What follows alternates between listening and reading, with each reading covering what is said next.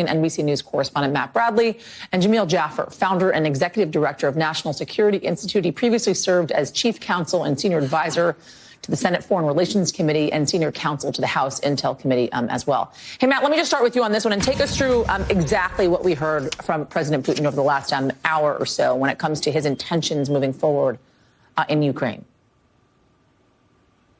Yeah, I mean, it was another one of the greatest hit speeches from Vladimir Putin. It's nothing that we haven't heard before, but, you know, a lot of this stuff is stuff that he's used to before as a pretext to this kind of rambling, sort of off-topic kind of speech, blaming the West not only for instigating the war in Ukraine. He didn't really mention Ukraine all that much until he was directly asked about it after the speech by the moderator at this conference. But he brought in things like cancel culture, like transgender children. These are the things that he's trying to position Russia as fighting against, as he once again kind of dances on the line between the culture wars, as we understand it in the West as a figurative concept, culture wars, and actual war.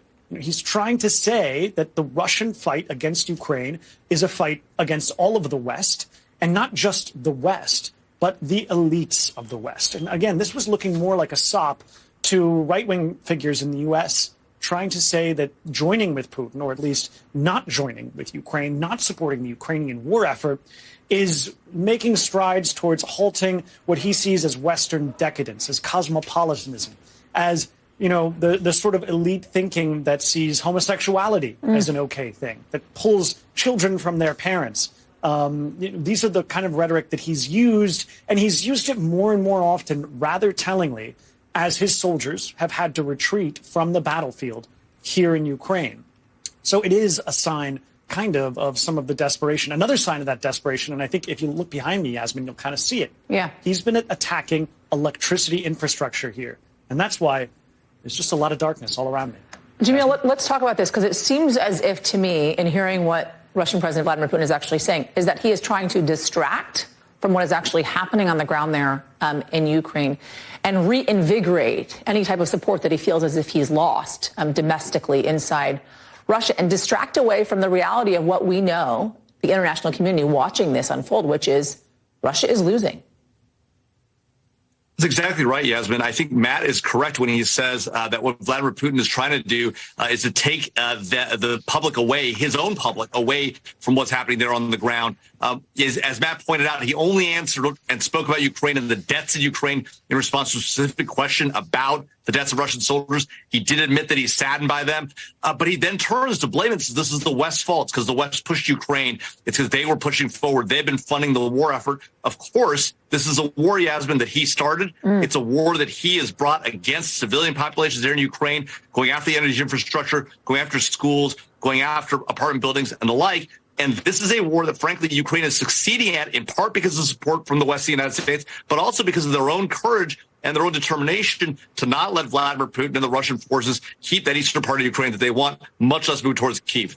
Jamil, if you will, stay with us. I want to talk about Iran as well amidst all of this. There is no sign that protests this morning are winding down in Iran after these massive demonstrations turned violent yesterday. NBC News chief international correspondent Keir Simmons has more on this latest escalation.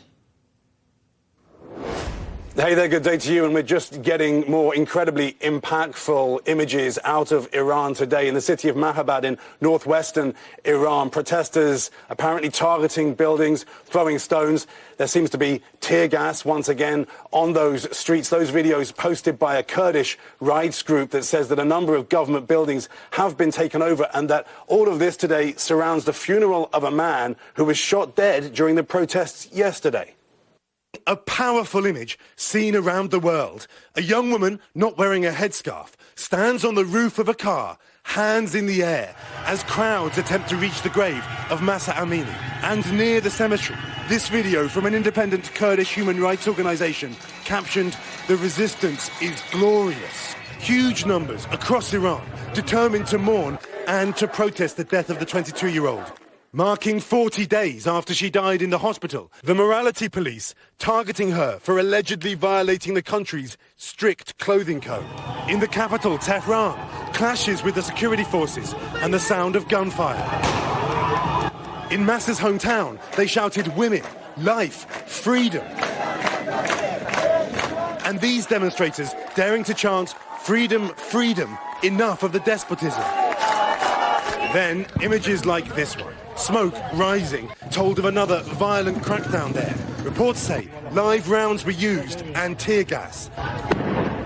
The Iranian authorities switching off the internet in the city, but a semi-official news agency reporting at least 10,000 demonstrated. Thousands of miles away, the White House announcing sanctions targeting more than a dozen Iranian officials. Our message to Iran is very, very clear.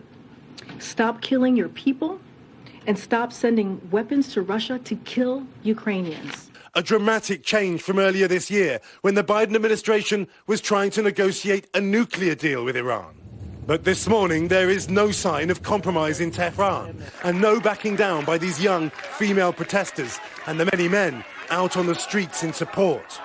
And just underscoring how incredibly tense it is in Iran now, 15 worshippers were killed at a mosque, a shooting completely unrelated to the protests. ISIS claiming responsibility for that, the government of Iran blaming foreign terrorists. But it just emphasizes how extraordinarily brave these protesters are, going out onto the streets day after day in support of Mahsa Amini.